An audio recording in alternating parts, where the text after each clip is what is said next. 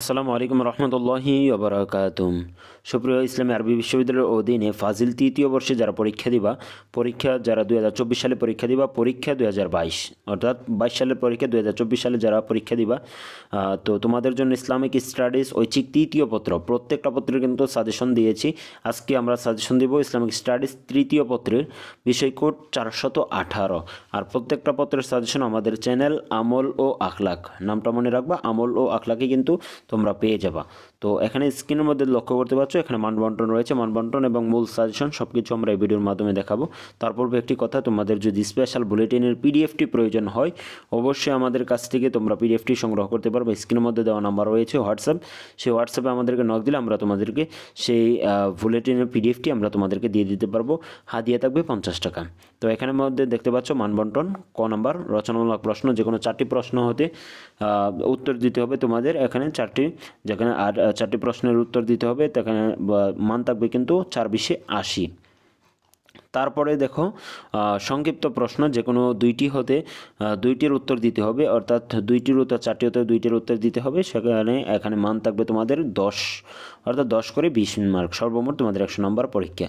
তো রচনামূলক প্রশ্নের মধ্যে যে প্রশ্নগুলো আমরা তোমাদের জন্য ইম্পর্টেন্ট হিসেবে বেছে নিয়েছি এবং ইম্পর্টেন্ট হিসেবে সাজেশন দিয়েছি, তার মধ্যে দেখো ইসলাম পরিচিতি তোমাদের অধ্যায় থেকে তোমাদের যে প্রশ্নটা, ইসলামের সংজ্ঞা দাও অথবা ইসলামের রোকন সমূহ আলোচনা করো। 2 নম্বর প্রশ্ন হলো ইসলামের পরিচয় দাও, এর গুরুত্ব শ্রেষ্ঠত্ব আলোচনা করো, অতঃপর সামাজিক সমস্যার সমাধানে ইসলামের ভূমিকা লিপিবদ্ধ করো।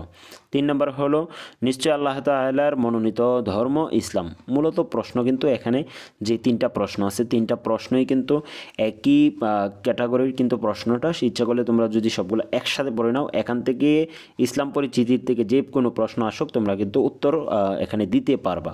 সেজন্য এই 3টা প্রশ্ন পড়লে আমি আশা করি যে এখান থেকে তোমাদের যে প্রশ্নটি আসুক, আর এখান থেকে অবশ্যই কিন্তু একটা অথবা 2টা প্রশ্ন থেকেই যাবে।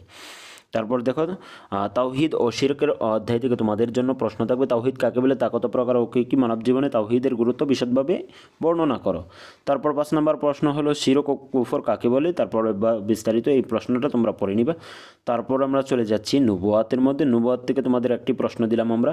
6 নম্বর নবুয়াতের পরিচয় দাও, নবী রাসূলের মধ্যে পার্থক্য কি, ইসমাতুল আম্বিয়া সম্পর্কে বিশদভাবে আলোচনা করো। তারপরে সালাত অধ্যায় থেকে, সালাত থেকে তোমাদের এখানে সালাতের আবিধানিক ও পারিভাষিক অর্থ কি, কখন ও কয় ওয়াক্ত সালাত ফরজ হয়, অতঃপর সালাতের সামাজিক গুরুত্ব বিশদভাবে লিখো। তারপর আমরা চলে যাচ্ছি সাওম অধ্যায়ের মধ্যে। সাওমের মধ্যে তোমরা দেখতে পাচ্ছ, সাওমের পরিচয় দাও, এর প্রকার লেখো, রোজা ভঙ্গ হওয়ার কারণ কি কি, আদর্শ সমাজ গঠনে রোজার ভূমিকা আলোচনা করো। এটা হলো সাওম অধ্যায় থেকে তোমাদের কিন্তু একটা প্রশ্ন দেওয়া হয়েছে। তারপর জাকাতের মধ্যে আমরা চলে যাচ্ছি। দেখো জাকাত থেকে তোমাদের জন্য একটি প্রশ্ন আমরা দিয়ে দিলাম, জাকাতের আবিধানিক ও শারঈ অর্থ কি, জাকাতের খাতসমূহ উল্লেখপূর্বক অর্থনৈতিক গুরুত্ব আলোচনা করো। তারপরে দেখো আরেকটা ইম্পর্টেন্ট তোমাদের জন্য, জাকাত থেকে দারিদ্র্য নিরসন ও সামাজিক নিরাপত্তা বিধানে জাকাতের ভূমিকা বিস্তারিত আলোচনা করো। হতে পারে 2টা প্রশ্ন মিলিয়ে একটা প্রশ্ন হতে পারে, এখান থেকে কিন্তু তোমাদের একটা প্রশ্ন থেকেই যাবে। তারপর হজ পর্ব দেখো, হজের মধ্যে তো হজেরও সংজ্ঞা দাও, বিশ্ব ভ্রাতৃত্ব প্রতিষ্ঠায় হজের গুরুত্ব বর্ণনা করো। জেহাদ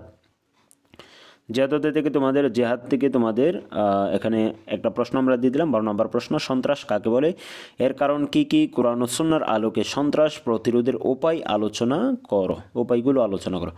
তারপরে দেখো রাষ্ট্রীয় সমস্যা থেকে একটি প্রশ্ন দিয়ে দিলাম, আল কোরআন সুন্নাহর আলোকে ইসলামী রাষ্ট্র প্রধানের দায়িত্ব কর্তব্য আলোচনা করো। এই ছিল তোমাদের বড় প্রশ্ন।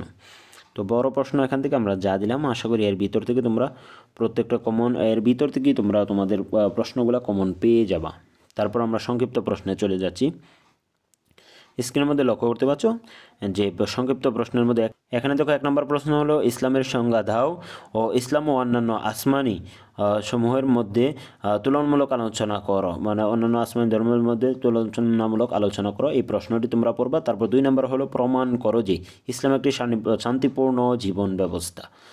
তারপরে দেখো শিরকের পরিচয় দাও, এর প্রকার সমূহ বিস্তারিত লিখো। তারপরে 4 নম্বর হলো খতমে নবুয়াত সম্পর্কে বিশদভাবে আলোচনা করো। তার 5 নম্বর প্রশ্ন হলো হজ ইসলামী ভ্রাতৃত্বের বিশ্ব সম্মেলন ব্যাখ্যা করো। তারপর 6 নম্বর আমরা চলে যাচ্ছি। 6 নম্বর হলো তোমাদের জন্য প্রশ্ন। 6 নম্বর হলো দেখো ইসলামী অর্থনীতি ও চলমান অর্থনীতি তুলনামূলকভাবে আলোচনা করো। তো এই ছিল তোমাদের আজকের সাজেশন। তো আশা করি এই সাজেশনটা যদি ফলো করো তোমরা অবশ্যই এখান থেকে কিন্তু কমন পেয়ে যাবা।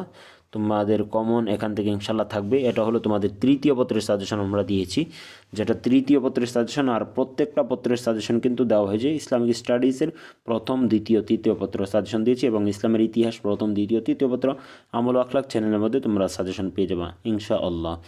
আর দেখা হবে পরবর্তী কোনো ভিডিওতে। সে পর্যন্ত ভালো থাকো, সুস্থ থাকো, আল্লাহ হাফিজ।